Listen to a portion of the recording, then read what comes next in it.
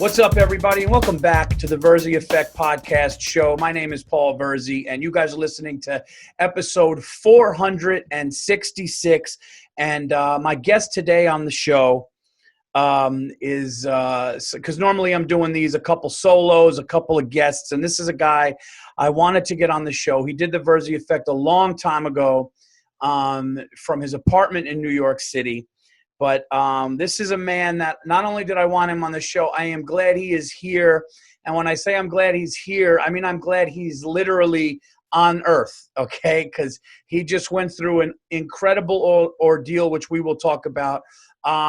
This is a comedy writer, a comedian. He's worked with so many people. He's known so many people in the business, talking 3 decades, and now an author of an incredible book called Fight the Fear. Ladies and gentlemen, the one and only Jeffrey Gurian is back on the show. That was perfect timing, too. Yeah, exactly. Perfect timing. You know what? I took it off the hook before, and then I put it back on. I thought you were trying to call me. So anyway, thanks for that great intro. It's great to see you, Paul. No, it's great. It's great to see you too. I was actually talking to somebody else about you, and I know that you went through an incredibly horrible, uncomfortable, scary, brutal ordeal with COVID. I know that you probably don't want to relive it, but I know that you were somebody that, if I'm correct, and correct me if I'm wrong here, but I heard you had during this, because me and my family had this. We all had COVID, mild symptoms around March. I know. I think you had a fever for multiple weeks before you went to a hospital. Is that right? Yeah, I was sick for 2 weeks before. And it was crazy. I kept hoping that it was something else. I kept hoping that it was a cold or just a regular virus. When I'm not performing, I'm out covering the comedy scene. As you know, I've been doing that for more than 20 years. Yeah. And 4 days before I got sick on March 11th. And people were aware of the virus, but people weren't panicking yet. There was no social distancing, no masks, nothing. Just people knew that it was happening. It was in the news. People were starting to get nervous. So 4 days before, I did my own podcast, the comic strip with Ron Bennington from SiriusXM. He was my guest. Love day. Ron, yeah. Oh, he's the best. And he was very instrumental in my recovery, as a matter of fact. I'll tell you about that. But we had a very small group.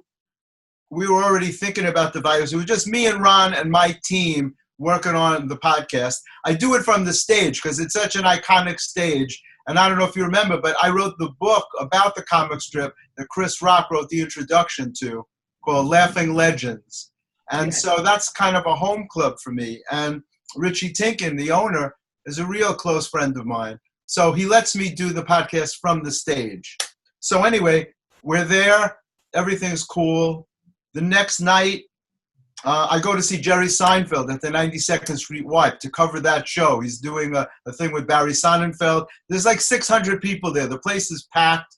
No social distancing, nothing. Everybody's just like there's no virus. The next night, I'm out on the club scene, and we're shooting videos for a documentary that I'm involved in. And I remember I'm sitting at Gotham with Chris Mazzilli, the owner, and Michael Yo was performing that night, and Big Jimmy was the head of security. The three of us all came down with the virus, which I found out afterwards. Wait, so I know Jimmy had it, but who else? Chris too? No, Chris got away without having it. Luckily, thank God he didn't get it. Michael Yo had it. Oh, Michael Yo had it. And I got it. So the next night, I was already starting to get nervous. I was supposed to go to a UCB show, and National Lampoon was also having a new show that they were doing. And I wrote to the UCB people that I'm nervous to go, to be in crowds. So I'm going to put it off, I'm really sorry. And then they wrote me back that the show was canceled anyway. But I wound up going to the Lampoon show because the two guys that run it, Evan Shapiro and all, is the new prez of Lampoon, they invited me personally, and I just wanted to make an appearance. I like to support people. So I went to the Lower East Side, and it was at this little place downstairs, and I was already nervous. I remember being nervous that night. And I had 45 minutes before the show started. So I went out to shop for food. There was a Trader Joe's nearby, and I stocked up on food, not knowing that I was going to get sick the next day, and I would really need that food in the house. It was crazy. Wow. I went back to the show, and I remember being nervous. I didn't sit with the crowd. I went off to the side by myself. Trader Joe's was packed, by the way. Everybody was close to each other. The lines for food were very long already. There were already rumors that people were running out of toilet paper and stuff. But again, no masks, no social distancing. And this is March? This is March. This was March 10th. March 11th, I got sick. The next day, I started sneezing and coughing.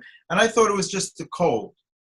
You know, on the third day, it was Friday the 13th, it went to my throat. And whenever I get a cold, man, it goes to my throat. So I keep Z-Pak in the house. You know, I was a cosmetic dentist for many years. I'm also a doctor, so I have a prescription. And I keep Z-Pak handy in the house all the time because I know as soon as I get sick, it goes right to my throat. So I started myself on Z-Pak, which was the first very lucky thing that happened to me.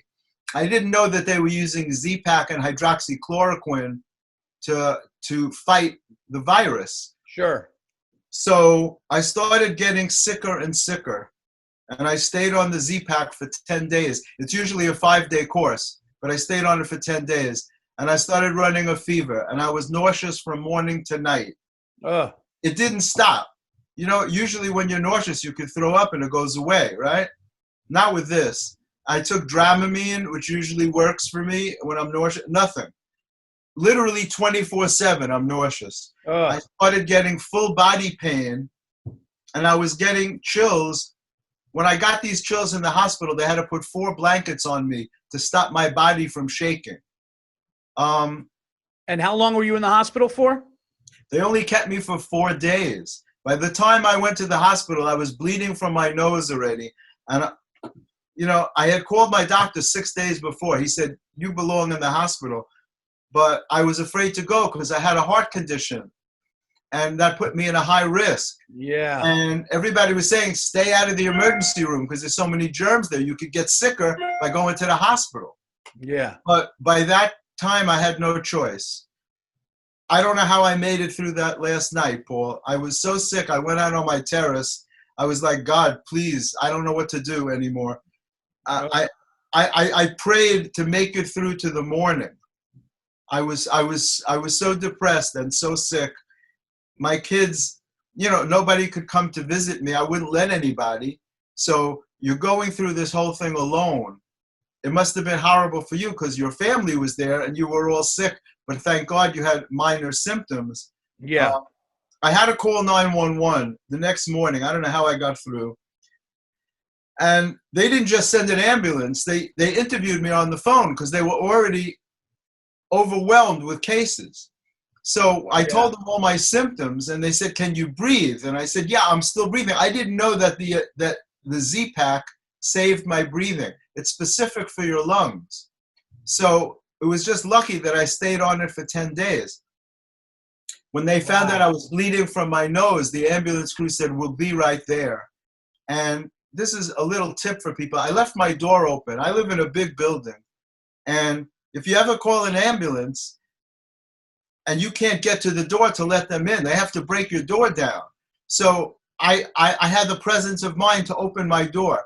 And you knowing me, I couldn't figure out what to wear to go to the hospital. It's so sick. I have to admit this to you. Yes. I couldn't figure out what to wear. And I'm thinking, what do you wear to go to the hospital? Well, I better wear something that comes off easy because they know they have to take your blood pressure. They have to start an IV. So I put on some track pants and a hoodie and a sport jacket. And it's cold out. It's March, right? So I'm like, I'm not going to wear a winter coat. And I put on cologne. That's how sick I was so confused. I don't know who I thought I was going to meet. Did you do your hair? Of course, I did my hair. I'm thinking, how can I go to the hospital like this? And then I'm thinking, now I got to pack. What am I going to take with me? So I ran to the computer, and as sick as I was, Paul, I'm dragging myself around. I Googled, what to pack to go to the hospital. And I found a bag. Like I had to find just the right bag. And I put stuff in it. I don't even remember what I took. A lot of it I couldn't use. There was other stuff I could have taken that I forgot to take with me. These guys show up with this big stretcher outside my door. And that's when the healing started. They were gowned, they were masked, like in hazmat suits, man. And this one guy took my hand and he said to me, "Don't worry, you're going to be okay." And I can't tell you how much that meant to me. Wow. I really think when a person is that sick, they revert back to childhood. You know how like when you're a little kid and you want your mom to pick you up, you know? Yeah. That's how you feel when you're that sick. I just needed somebody to tell me it was going to be okay. Well, And he said he was very impressed that I could get up on the stretcher by myself. He said to me, I'll never forget his words. He goes, "Of all the people I've taken to the hospital, you have the best physical presentation that I've seen." Wow. He said, "I feel like you're going to make it." So they strapped me in and they wheeled me into the ambulance. And I asked them to take me to a hospital where my cardiologist was. And they said, "No, it's too far. We're taking you to NYU Langone," which turned out to be a blessing because I used to teach at NYU. Okay. Not only that, they were doing research on hydroxychloroquine. Wow. I'll tell you something, that stuff works. I don't care what people say. Yeah. That saved me. They wheeled me into the emergency room and they put me in a cubicle next to a woman who was screaming. And I mean screaming with every exhalation. Now, I'm in a very bad state. You know how normal blood pressure is 120/80? Yeah. So my 80 dropped to 42. Oh, wow. So my circulatory system was collapsing. Holy shit. They could hardly get a vein to start an IV. Wow. And I'm that sick, and I'm laying next to a woman who's screaming. And that's when I first had to start using mind control, like I write about in my books. You know, I had this, I call them the happiness series of books. And I wrote this book about 1.5 years ago called Healing Your Heart by Changing Your Mind, a spiritual and humorous approach to achieving happiness. And it's a lot about changing the way you think, taking a negative and turning it into a positive. Sure, yeah. Right? So, because when you're in a positive frame of mind, your immune system is functioning better. Yeah. And when you're in a negative state of mind, or when you're in a fear state, your immune system stops functioning as well, and you're more likely to become sicker. And I realized, look, I'm laying here next to this woman who's screaming. I can't go anywhere. They ran out of space. There's no other place to put me. And instead of being angry, I had to feel sorry for this woman. I had to realize in my head how sick she must be, how scared she must be to be in a state where she's literally screaming with every exhalation. Every time she breathes out, it's a scream.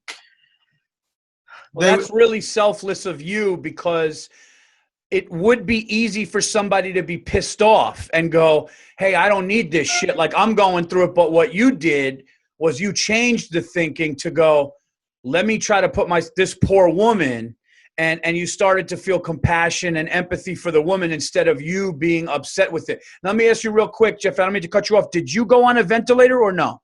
No, thank God. I didn't need that. And that's part of this miracle. And I'll tell you about that. So it wasn't easy to do what I just told you, because my first inclination was to be ticked off. And like, "Can't you move me? Why do you put me next to someone who's screaming?" Okay. But I realized for my own peace of mind, they're not going to make a special case out of me. There's a tendency when you're in a situation like that to say, "Why me?"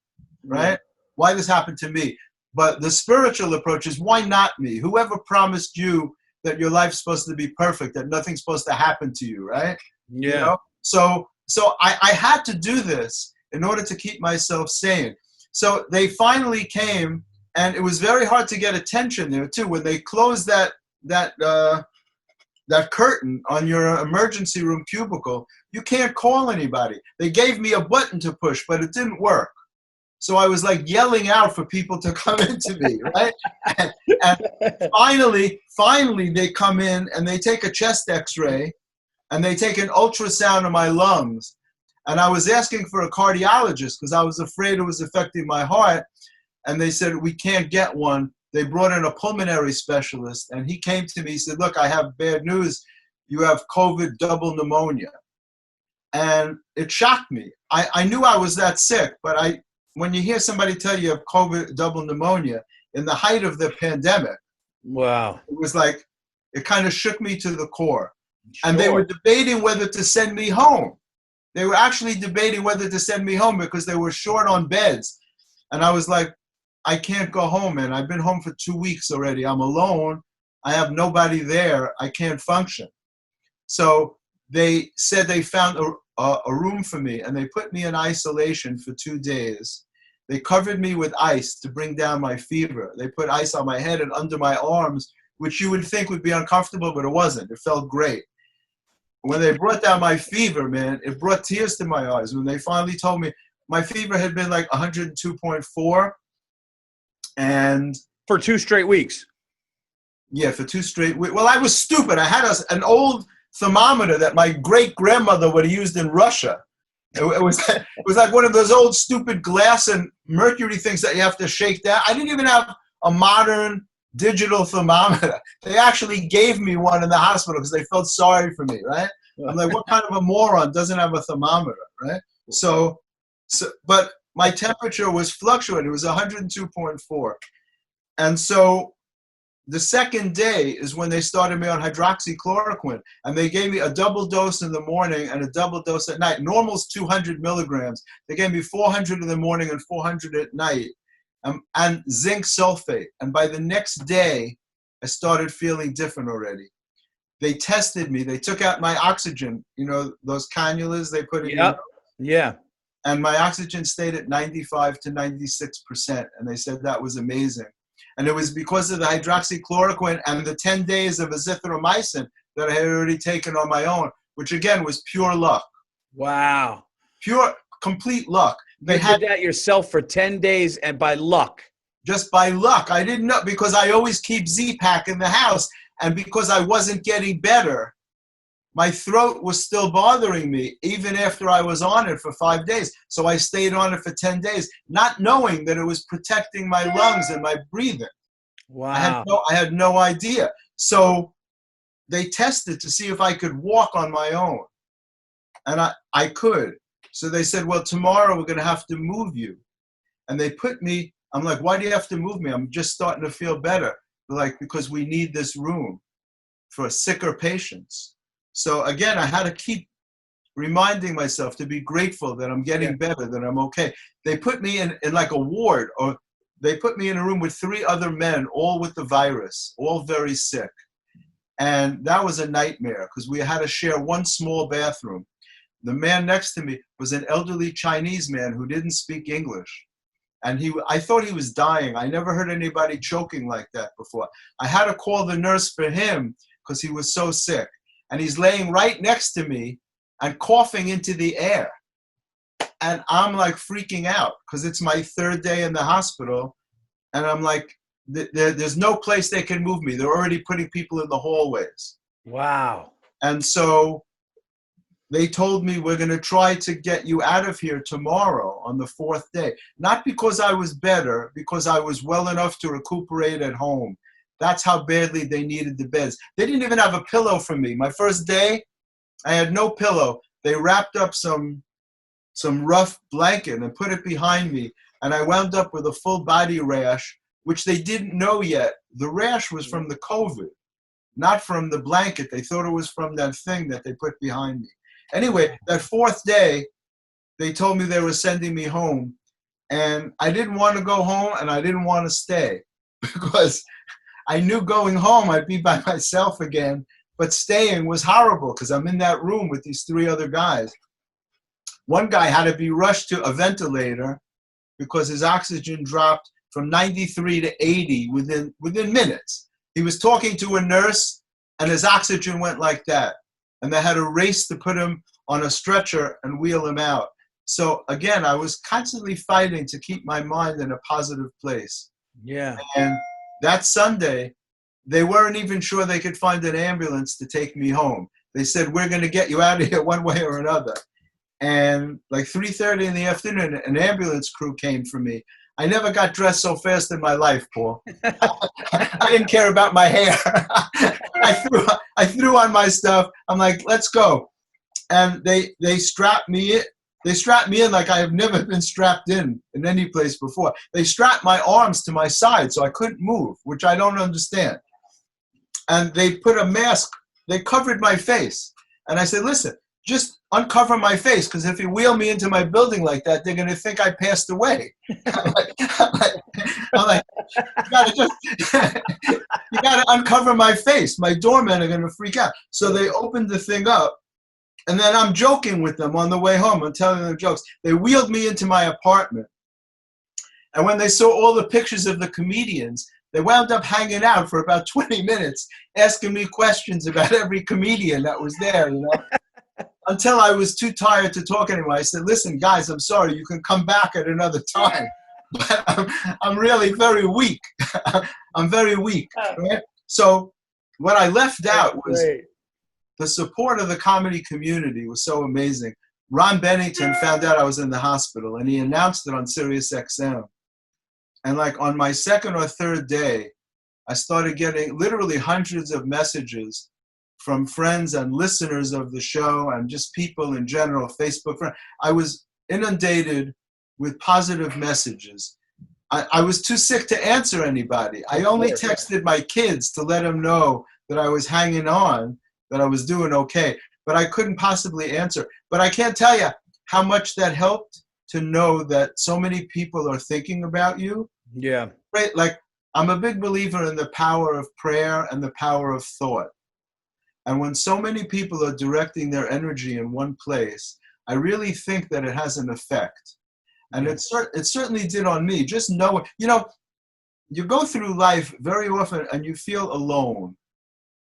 Very often in comedy, you know, you're performing alone, you're traveling alone very often. Everything you do, you create this thing on your own, you're writing alone by yourself.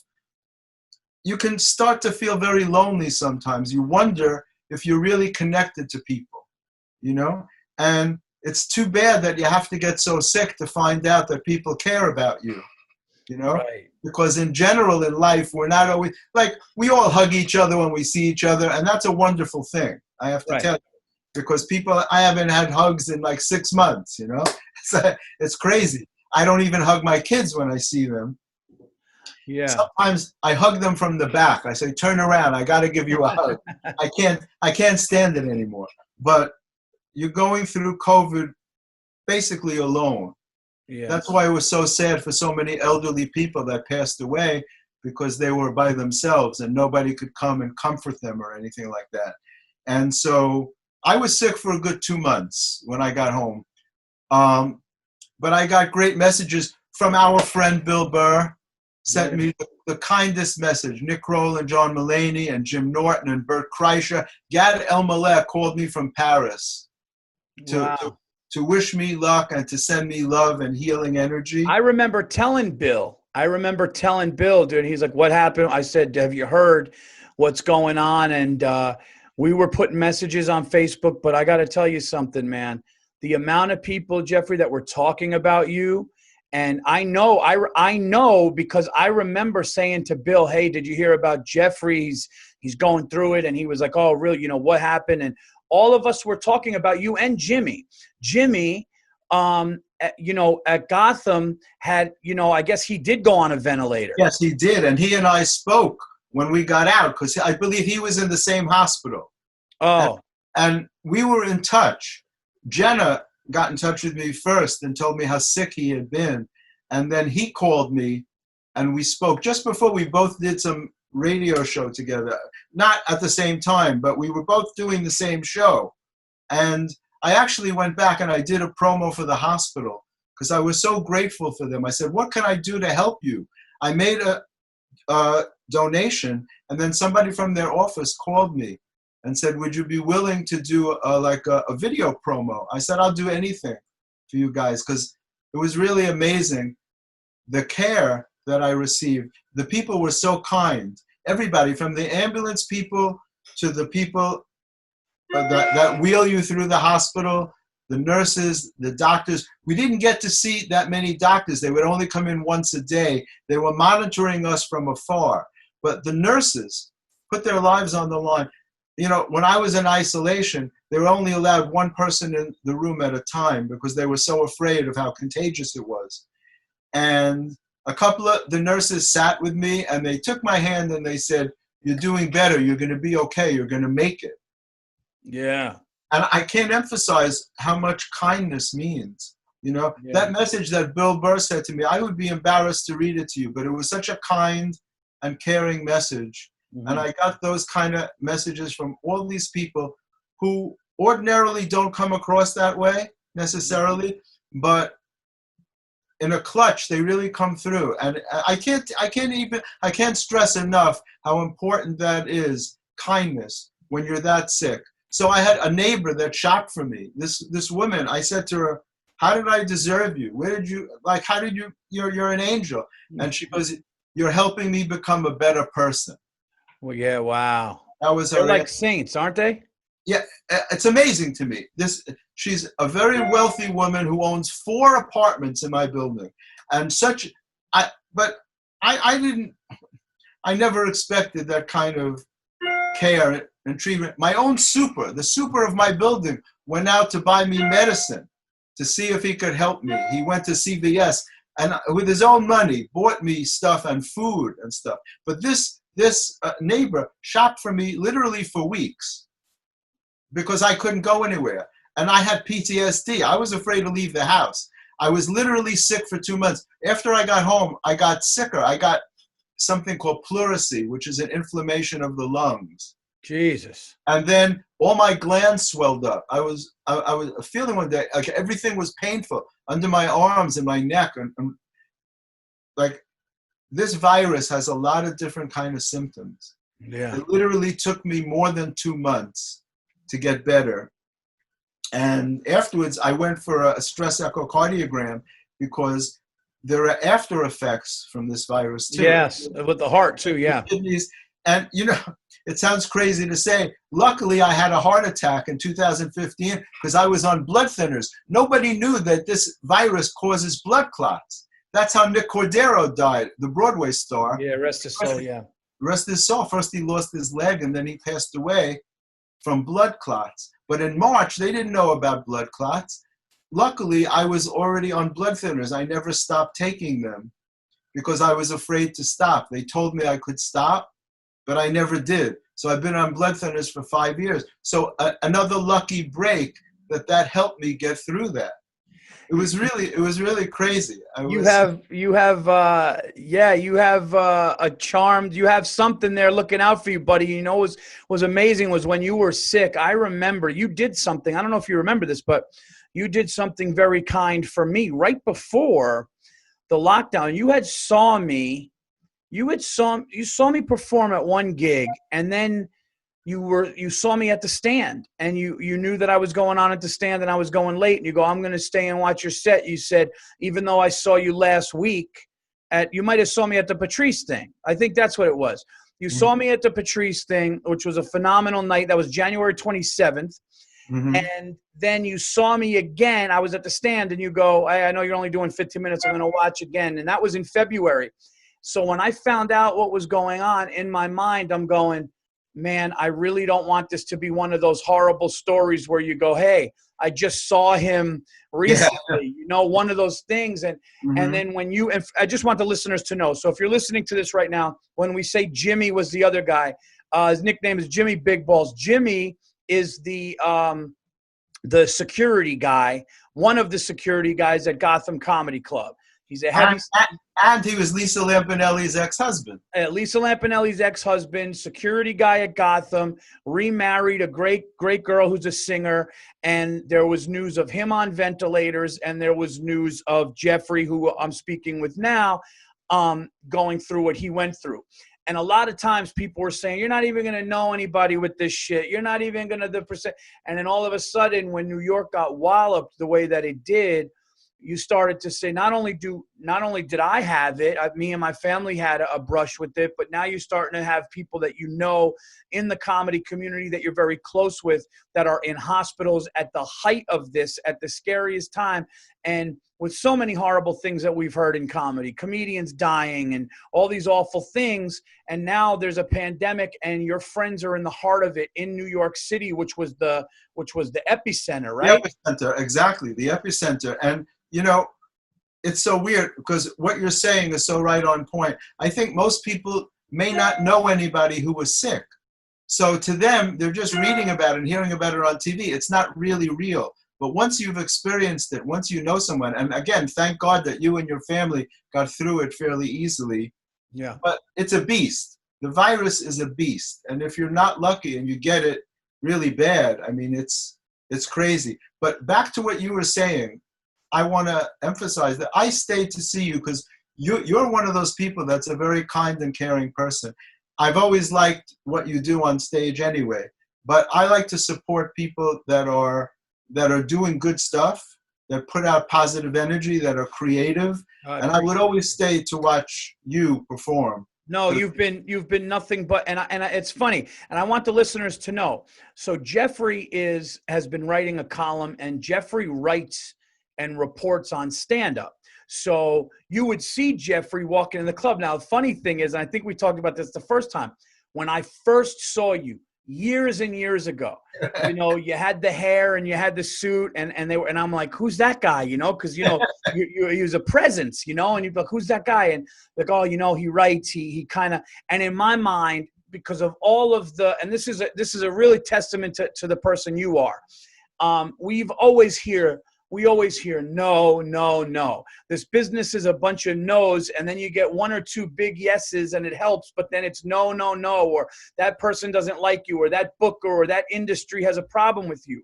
So I see this guy, you in this white suit, you looked all done up, and they're like, oh, you know, he writes on comedy, he's a writer. I'm going, oh, you know, immediately I was afraid of you, and he's, you know, if he doesn't like me, he's going to write something bad, or if he doesn't think I'm funny, you just go through all these things. And then you came up to me one time at the Old Stand, and you couldn't have been more gracious and nice. You couldn't have been more complimentary. And then you've seen me at big venues when I was opening for Burr, at these amazing venues, and you would always be there and you were always nice. But what I want them to know is you've been in this game of comedy for what now? Over 3 decades you've been in comedy?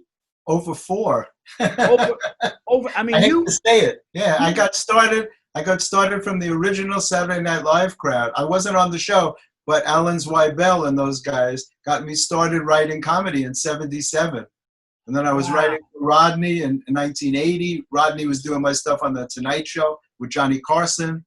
And, you know. So you got to write jokes for Rodney Dangerfield that you saw him perform on Carson. On Carson. I have it on video, sure. It's part of the documentary. I don't know if you saw that doc. They honored me with a documentary in July. It came out. Yes. I was recovering. Yes. And yeah, I got to work with some of the great I wrote for Jerry Lewis. Milton Berle was my sponsor in the Friars Club. I wrote for some of the greats from the Golden Age and people like Joan Rivers and Richard Belzer and just on and on. I mean, so many people. I wrote for the Friars Roast. I was the main writer for the Friars Roast for 12 years. I got to ask you this question because he's my hero, and you might have not have ever come across him. Maybe you have, maybe you haven't. But he's my hero. He's the reason I do this. I think he's a god amongst men in comedy and in as far as talent. Have you ever met or have any stories about Eddie Murphy? Have you ever met Eddie or no? No, it's so weird because he's the only person who's not in the book that I did on the comic strip. And we were supposed to do a phoner. I didn't do phoners with anybody. In that book, I have interviews with everybody that came out of the club. Jerry Seinfeld, Chris Rock, as I said, wrote the introduction. Ray Romano, Colin Quinn, Susie Essman, Lisa Lampanelli, but not Eddie Murphy. And there was a reason, and there was an uncomfortability. let's say. And I was in touch with his people. Even Billy Crystal, I flew out to LA and I sat with Billy in his office. And there's pictures in the book. Billy remembered that I had been a dentist because the way I met Billy was Jack Rollins was a very big help to me in my career. Jack Rollins managed Woody Allen, Billy Crystal, and Robin Williams. Okay. And when we met, he thought it would be a great idea to have a sitcom about a dentist who wanted to be in show business. And he wanted Billy Crystal to play me. And that's how I met him. Wow. At the time, Billy was on Saturday Night Live and he wasn't free to do this. And Jack said he would only get behind the show if he could handle the star, whoever was the star. And he sent me to see another one of his comics. And one of those long show business stories, it didn't happen. But Billy never forgot it because so in the middle of the interview, I'm sitting with him in his Beverly Hills office, and all of a sudden it dawns on him, and he goes, Alan King used to talk about you and call you the funny dentist. And I'm like, yeah. So we took pictures, and Billy, in the book, Billy is pointing to his teeth in one of the pictures because he remembered my background, you know. And I never wanted to be known as that, so I used to keep it a secret. When I was writing for Joan Rivers, she never knew. Months went on until she found out. Yeah. And when she finally confronted me, she called me at my dental office, and my nurse had strict instructions: never interrupt me while I'm with a patient unless it's for show business. So, so she would come in and she'd be like, you know, Dr. Lewis is on the phone, Dr. Burl is calling, Dr. River. The only one nobody believed was Dr. Dangerfield. No one ever believed. No one ever went for that. So Joan called me up early in the morning, and she was in Vegas, and she's like, what do you do during the day? And I'm like, well, I work. And she goes, well, obviously you work. What is it that you do?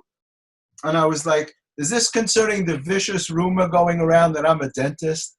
Because I had a feeling that she knew. And I'm like, I've heard of accusing people of a lot of things, but that's really low, Joan, you know? And she's like, well, how come you never told me? And I was like, because no one in show business hires you because you're a dentist. They hire you in spite of the fact, you know? It's not exactly a prerequisite to break into comedy, to go to dental school first. Yeah, know? Sure. So I had the opportunity to work with all these big stars because I never wanted to be looked at as a novelty. You know, like Ed Sullivan used to have a knife throwing act and a plate spinner. You know, I never wanted to be like, he's a dentist, he writes jokes, he does it. I wanted people to take me seriously in comedy. So I didn't tell anybody. And my friends would be like, you're the only guy I know who's embarrassed to be a doctor. It's like, I didn't even know. I didn't know that you went to dentist school. I didn't know that you were a doctor either. But that's amazing that you got to write these jokes for these legends, and not only do it on stage. That was so exciting to me. That's the thing. It's one thing if it's one thing if you give somebody some jokes and and they're like, oh, thanks. But it's another thing to like actually watch it happen on a Tonight Show with Johnny Carson. You know, the only thing that I ever came close to that was I wrote for the ESPN ESPY Awards for Seth Meyers. And I was submitting jokes, and he did a 13-minute monologue to start. And one of my jokes was about, he was talking about, he did an NBA joke that I wrote. And it was really surreal to be in New York on my couch, and he comes out in Los Angeles live at the ESPYs, and he does a joke, and you find out that it's coming and you don't know when or where. And then he does it. It was really cool, but I couldn't imagine what it must have felt like for you in the heyday, in the first heyday, I should say. We've had two, but in the first heyday to write for Dangerfield and then watch him come out with those one-liners and kill.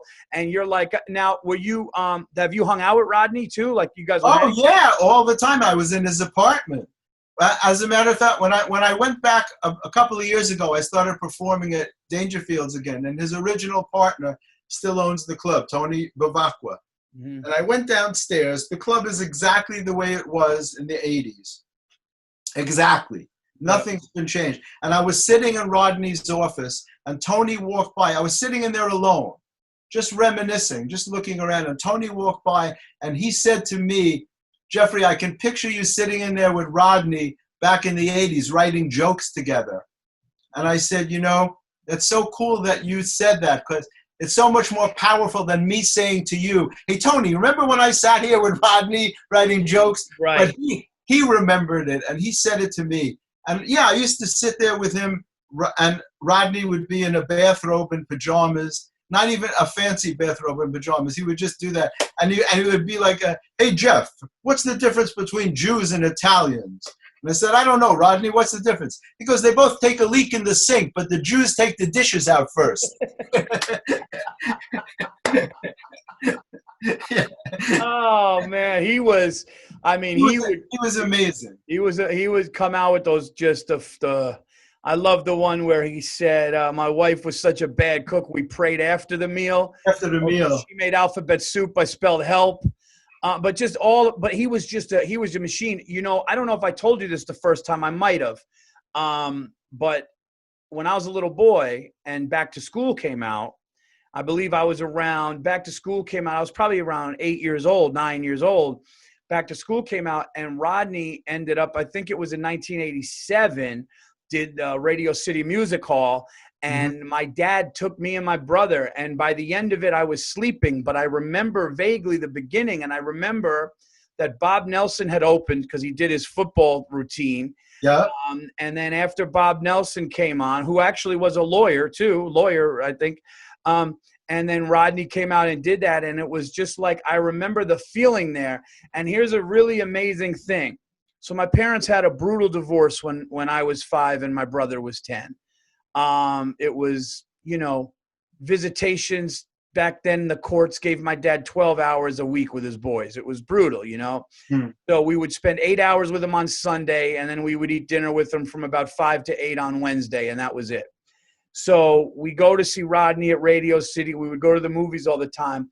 But just because of that relationship with my dad, and he never really got to see me perform too much until almost like so many years in. And the first time he ever saw me perform, he was also in the balcony when we were in the balcony at Radio City.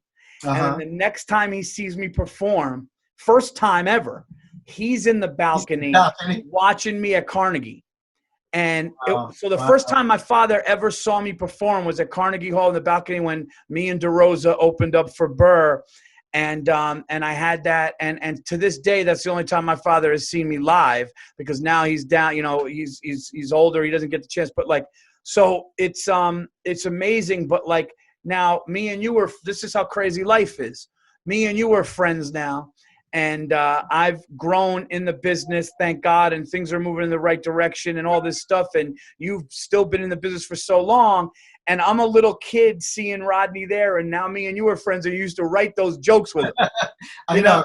Things come full circle. I came to see, if you remember, your special that Bill and Pete Davidson produced. Remember? Oh, at Terrytown. Yes, you did. Terrytown. I came up to support. It was such a wonderful night. Such a fun night. We were all hanging out, and we came backstage afterwards. I remember that. Yes, you did come out. You've always come out to my big things, and you've always been there. And that's why, just when we became friends, and more about the guy that you are, you were just always just so cool and nice. And you know what, too, Jeffrey, to be honest with you, there are people like you that would not be as nice and gracious. They would say, you know what? I wrote for Milton Berle. I wrote for Rodney. I've been in this. And you could have either been, not that you would, but there are people that are bitter or they have a chip on their shoulder. They do this. And with you, it was always just really, really nice. And it was a very, very pleasant thing. And I'm sure that's why guys like Bill Burr wrote you what he wrote me. And that's why I wrote to you after everything. And that's why all of us comedians were talking about it and concerned and putting posts. I love Jeffrey. I hope he gets better and stuff, because it really is the person you are and how you treat people and how you go about your business and how easy you are to be around, especially in a business which is like this, which is insecurities, right? Everybody's afraid of everything. You got to go on stage. You got to always prove it. People are, there's this underlined, everyone's judging you, even though they say they're not, they are. Everybody's judging your jokes. Everybody's judging you. And then you come across somebody like you 4 decades deep in it who still treats people like that. And that's why people will always talk about you in a very high praised way and manner, because that's what you give off. So the way you were talking about positive energies and all that stuff, and you're attracted to people's positive vibes and energies, well, the same is from you, sir. So I just want you to know that. Thank you, Paul. It's such a kind thing of you to say. It's something that I try and bring into my life. I love to support people. There's too much negativity in the world. Yeah. You know, when I was so sick, about the second or third day, Corinne Fisher and Harrison Greenbaum went out and they made a video for me, a get well video of a whole bunch of comedians that told stories of how we were together. They said, share a story of when you were with Jeffrey. And I have to tell, I'm laying there in the hospital. I could hardly move. But I watched this thing, and it was another thing that helped me to heal, I have to say. And, you know, positive energy, my goal has always been to try and put positive energy out to the universe. That may sound really lame to some people, because in our business, a lot of guys think that in order to be one of the guys, you have to put people down, you know? Right. I was the third co-host on the Black Phillip show with Patrice O'Neill. It was one of my greatest honors, right? I never had that relationship with Patrice. We hugged each other. We never made remarks about each other. We never made fun of each other. A lot of comics were afraid of Patrice that way, because if you said something about him, he would come after you and you didn't stand a chance. But we didn't have that kind of relationship. Right. If you ever see any of the Black Phillip shows, people still contact me about that, because we had such a loving relationship. He was really that kind of a guy. And we would hug each other. I used to say to him, you know, you should come out on stage holding me in your arms, because it would have been so perfect. He was just so big, you know. I remember that that message that he left you about the podcast, and he was so humble, even asking like, would you want to do it? Yeah, you know? Yeah, I couldn't believe it. Right, I carried that on my phone.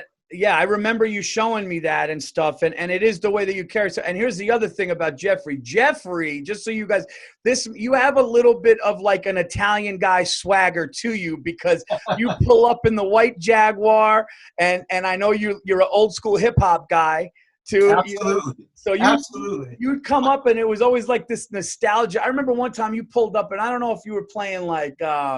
I don't know if it was Gangstar or one of these things, but you were just playing something. I was like, man, it could have been Tribe, whatever it was. And I was like, he's like, oh, I love that. You're like, I love 90s. Like, I love early 90s hip hop. And you drove us, me, you, I believe, like Joanne Grigioni, you drove us from one of those like Comedy Central parties. Comedy Central parties, that's right. We all went out. And we went out and you drove us and stuff. So, and you know, you're so fortunate too, because I remember in 2015 when you were telling me about, you know, your Widowmaker, the valve that was clogged and all that.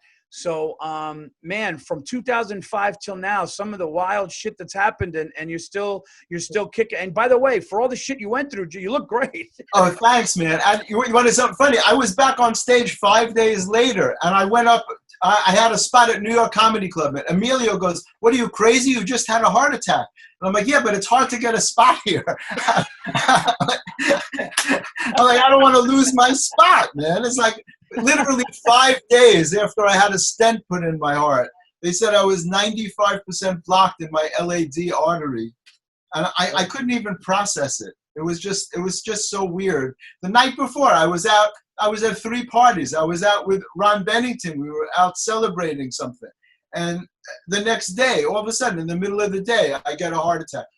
You never know. That's why you have to be grateful every day for your health. And that's what I write about in my books. You know, so you know what, that's a perfect way to segue into this, because I could talk to you forever. We've been going here now without talking about the book. So I want to talk about the book. So talk to me about Fight the Fear. Talk to me about when you started writing it and why everybody should go out and buy it. And I could tell you guys right now, if you go to Jeffrey's comedy columns, They're always spot on point. He's I mean, like you guys know, he's been in the game for so long, and he's a great writer. But talk to me about Fight the Fear.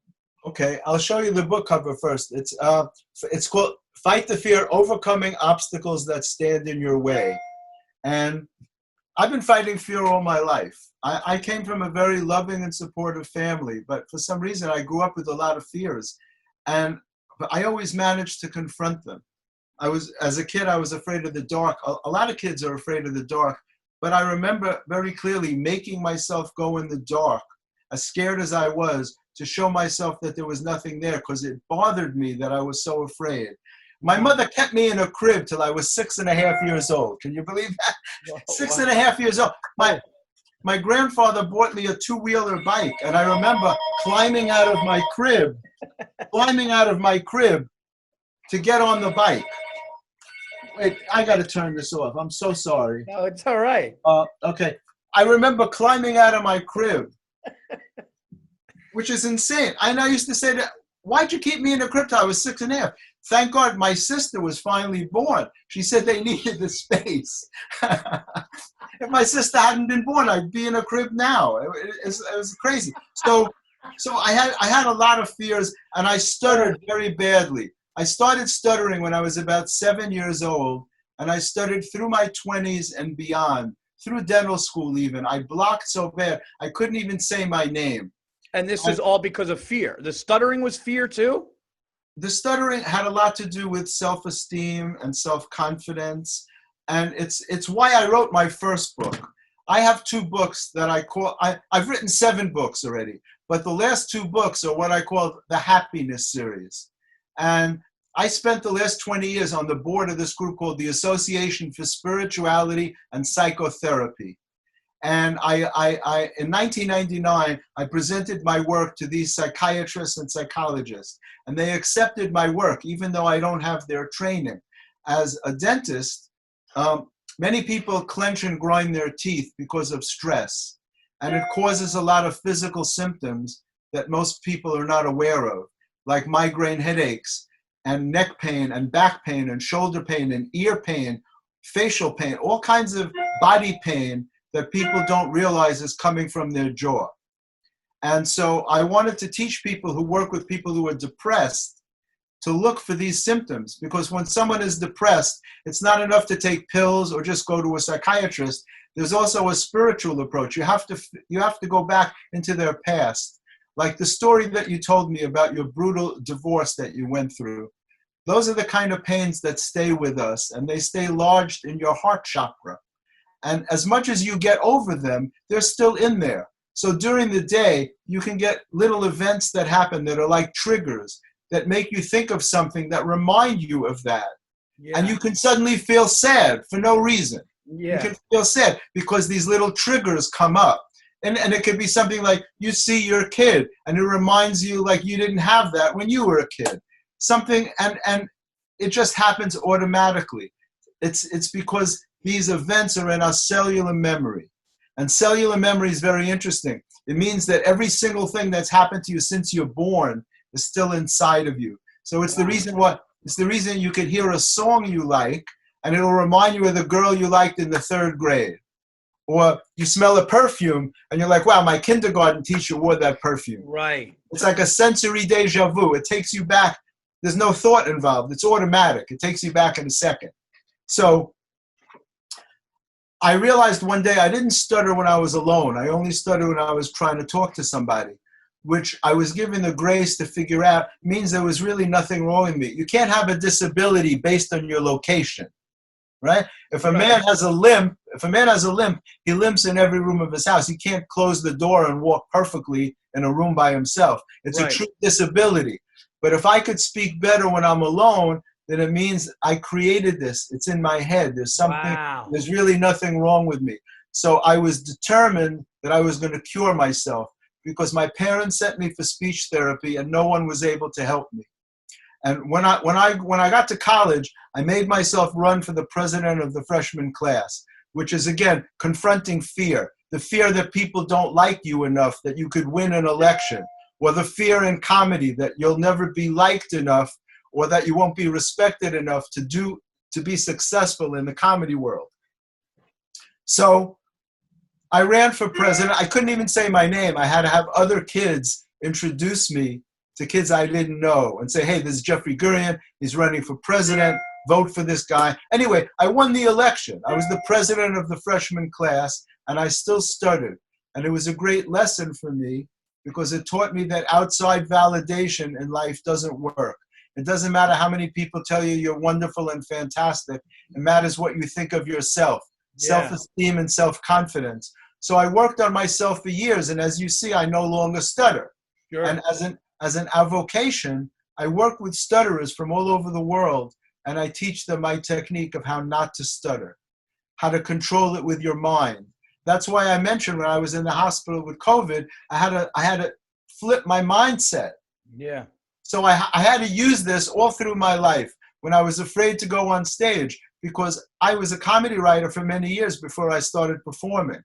And if you start performing when nobody knows you and you're in your 20s, you have the freedom to bomb because nobody knows you, and that's how you get better. But by the time I wanted to start performing, too many people in the business were aware of me. Oh. And it felt like tremendous pressure. And I was afraid to go on stage for many years until I used these techniques. I had to tell myself, if you don't do it, if you never do it, you'll go through your life regretting it. You have to do it. Mm-hmm. And so I challenge myself all the time. I confront my uncomfortability on a daily basis. And in doing that, I've made myself do things that are very uncomfortable for me. I made myself go to Europe all alone by myself because weird shit happens to me when I travel. I'm in the airport and the tip of my jacket gets caught in the zipper of my luggage. I'm attached to my suitcase and I can't get my jacket out. And I have to run across the airport like a spider, like Groucho Marx used to run, all bent over. I'm literally attached to my suitcase to try to make my flight. Now, theoretically, that can't even happen to a person, but it happens to me on a regular basis. So I made myself go to Europe alone. Then the next year, I went back to the Cannes Film Festival. I had some short films in the festival, and I made myself go to Europe alone. This past October, I went to Japan by myself. And it was the most stressful trip I've ever been on. I was literally lost on a daily basis. I studied some Japanese, thinking that I'd be able to get by. Can you picture me? I'm speaking Japanese in Japan, and I'm like, me, like, you know, I performed at Uptown Comedy Corner in Atlanta, you know, a place where Sean Tate Wayans got me a spot in this club on a Sunday night. And it's basically an all-black club. And she goes, I don't know if you, I had done the Improv in Atlanta, and I called Sean Tate because her whole family's from Atlanta, the whole Wayans family. And she goes, I'm going to get you a spot, but I don't know if you're going to want to do it. And I'm like, what is it? She goes, Uptown Comedy Corner, Sunday night. She goes, a lot of black comics are afraid to do this show. I'm like, I'll do it. And I came in dressed the way I usually dress, and the whole club turned around to look at me. And they told me afterwards, they thought I must have been a Hollywood agent. They said, because no white guys ever just come in here like that. And so I confront uncomfortability in everything that I do. So I wrote, the first book is called Healing Your Heart by Changing Your Mind, a spiritual and humorous approach to achieving happiness. And it's basically learning that you've created all your thoughts, and some of your thoughts are not valid for you. And some of your thoughts are based on negative things that people have said to you throughout your life, and on some level you believe them. There are people who didn't have your best interests at heart. Like if you were ever bullied as a child, okay, a lot of people were bullied and made fun of for some reason, because kids are very cruel. Those things stay lodged inside of you, all those pains, and I call them heart wounds. Mm-hmm. So it's important to release those heart wounds, because they affect every decision you make in your life. Yeah. A lot of people go through patterns in their life. They get the same bad job over and over again. They're in the same bad relationship over and over again. And the only common denominator is them. So it's your thinking. So there's a saying that I wrote, you can't get better with the same mind that got you sick in the first place. In order to get better in life, you have to change your thoughts. And in order to do that, you have to be able to observe your thoughts. It's really hard to do, to be objective about your thoughts, because you created every one of your thoughts. And the interesting thing is, your thoughts aren't necessarily based on your experience, they're based on your interpretation of your experience, which is why you can have two siblings who are completely different people. And you ask them about their childhood, and you think they had different parents, because their interpretation of their experience is very different. So during quarantine, while I was sick, I wrote Fight the Fear, Overcoming Obstacles That Stand in Your Way, because I couldn't bear being in the house so many months and not being productive. And this is a very strong thing for me, because we're all surrounded by fear right now. Nobody knows what to do. Everybody feels insecure. It's not normal for people to be in the house for 6 months. Right. You know? I leave the house every few days to get some food, you know, to go to the supermarket. I wear a mask and gloves, you know. 8 months ago, if I went on the street with a mask and gloves, people would look at me like I was a lunatic. But now nobody looks, because they just expect you to come out in a mask and gloves. Because they got mask and gloves on too. They have it too. So in this book, you know, and I got great reviews from people like Curtis Sliwa, who I hope will be our next mayor, and Judith Regan and Evan Shapiro, the head of National Lampoon. People who read the book, they understand that everybody is fighting fear to a different degree.